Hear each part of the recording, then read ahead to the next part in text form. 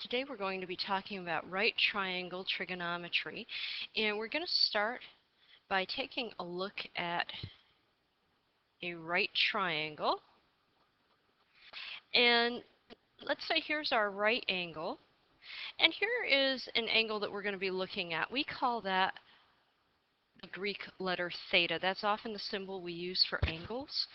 And the sine of an angle, and this is just definition, is equal to the length of the side opposite the angle. Now here is the side opposite theta divided by the hypotenuse. Now the hypotenuse, as you'll recall, is the longest side of the right triangle opposite the right angle. This third side, which you notice makes up one of the sides of theta, is the adjacent side. So the sine is equal to the length of the opposite side divided by the hypotenuse. The cosine is equal to the adjacent side divided by the hypotenuse. And the tangent of the angle is equal to the length of the opposite side divided by the adjacent side. So the opposite side divided by adjacent side. If you looked at the very first letters of each of these words, for sine, opposite hypotenuse, cosine, adjacent hypotenuse, tangent, opposite adjacent, and you put them all together, it gives you the acronym SOHCAHTOA, which you can actually write out like this. The sine of an angle is equal to the opposite over the hypotenuse. Cosine is equal to adjacent over hypotenuse, and tangent of an angle is equal to the opposite over the adjacent. It's just a little trick you can use to try to remember these trig functions. Now, what we want to do here is let's find the sine, the cosine, and the tangent of an angle that I'm about to give you in this particular problem. I'm going to say that this angle here at A is theta. Some people might just call it angle A. I'm just going to put my theta there. Now, the longest side is the hypotenuse. The side opposite theta, which is the 12, is here. And then the side that makes up the other side of the angle is right here. There's your adjacent angle. So if we want to find the sine of angle theta, remember sine is equal to opposite over hypotenuse. The opposite side is 12, and the hypotenuse is 13. So it's just a ratio, that's all it is. The cosine of theta is equal to the adjacent over the hypotenuse, and so that's equal to 5 over 13. The tangent of the angle theta is equal to the opposite side over the adjacent side, and that is equal to 12 over 5. Okay, so that's all we're doing when we are finding trig functions, sine, cosine, and tangent, is we're finding the ratio of the lengths of one side to the other. Now this part, cosine of 60 degrees, this you're going to use a calculator for. You can either use a graphing calculator or a scientific calculator. Make sure your calculator is in degrees and not radians, because our angles are being measured in degrees. You're just going to type in cosine, and you may have parentheses there. You actually don't have to put the degree symbol. There is no degree symbol. So cosine 60, type that in, hit enter or equal, and you get 0.5. I'd like to go to 4 decimal places on these, so let's say 0.5000.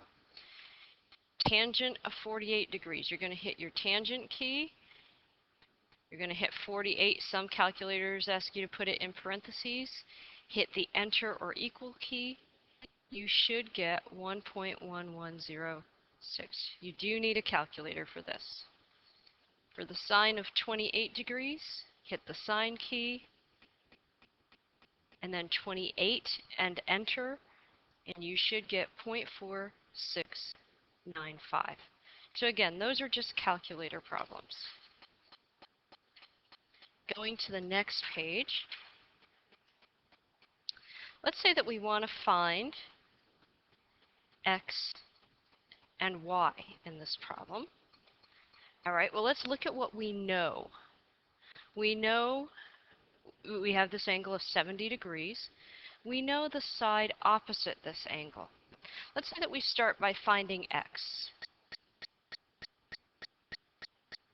X is the side adjacent to the 70-degree angle, so we want to use the trig function that uses opposite and adjacent, and that would be tangent. We know tangent of theta is equal to the opposite over the adjacent. So the tangent of 70 degrees, just plugging our numbers in, is equal to 9 over x. Now if we go to solve this, we need to get x out of the denominator, so we're going to multiply each side by x.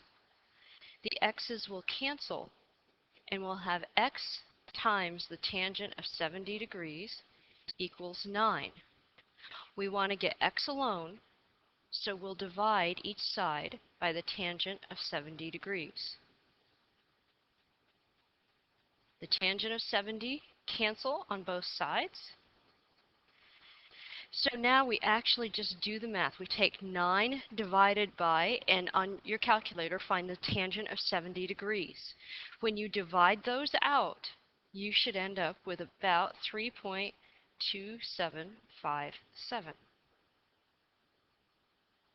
Now that's how we find x.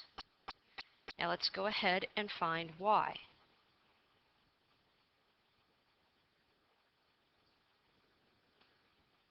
So let's think about what we know here. We do know the side opposite the 70-degree angle. We are trying to find the hypotenuse. Well, which trig function involves opposite and hypotenuse? That would be sine.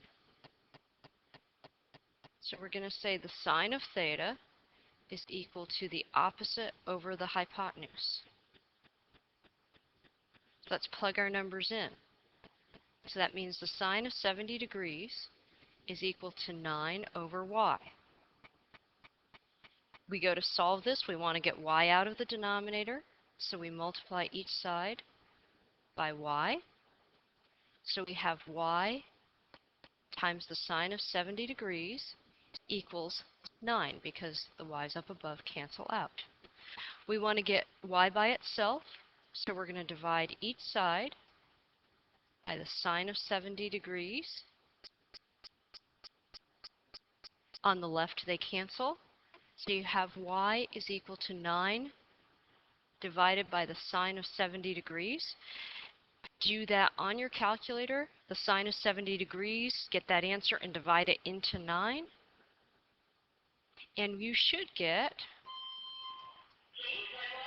y is equal to 9.5776.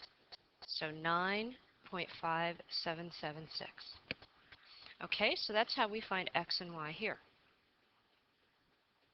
All right, so this next one, we want to find x and y again. Let's look at what we know. We know this 35-degree angle. We know the hypotenuse.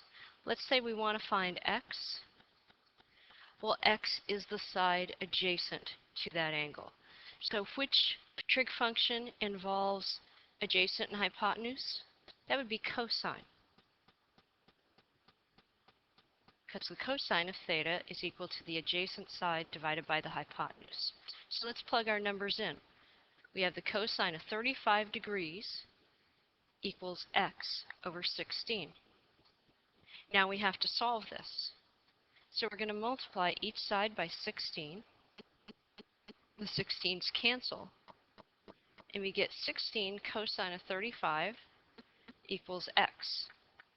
So this is just a multiplication problem. You're going to take 16 times whatever you get for the cosine of 35 degrees on your calculator.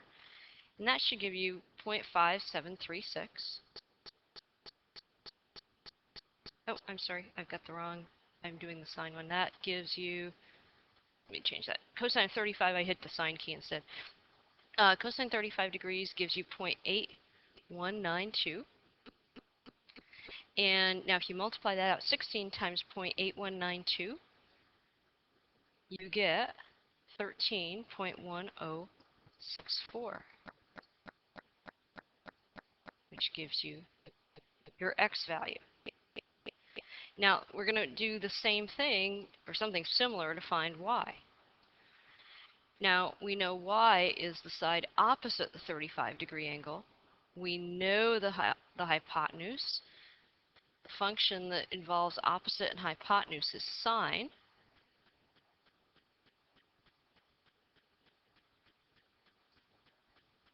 So, let's plug our numbers in. So we have the sine of 35 degrees is equal to the opposite side, which is y, or the hypotenuse, which is 16. Like before, we need to get rid of the 16 in the denominator, so we're going to multiply each side by 16.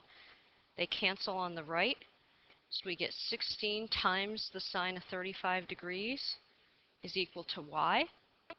The sine of 35 degrees, which I accidentally did in the last problem, is 0.5736, and that's equal to y. And 16 times 0.5736 gives you 9.1772. And there is your answer for y. Don't worry, this will become second nature the more you practice it, and we're going to have plenty of practice in class. Thank you very much for joining me today.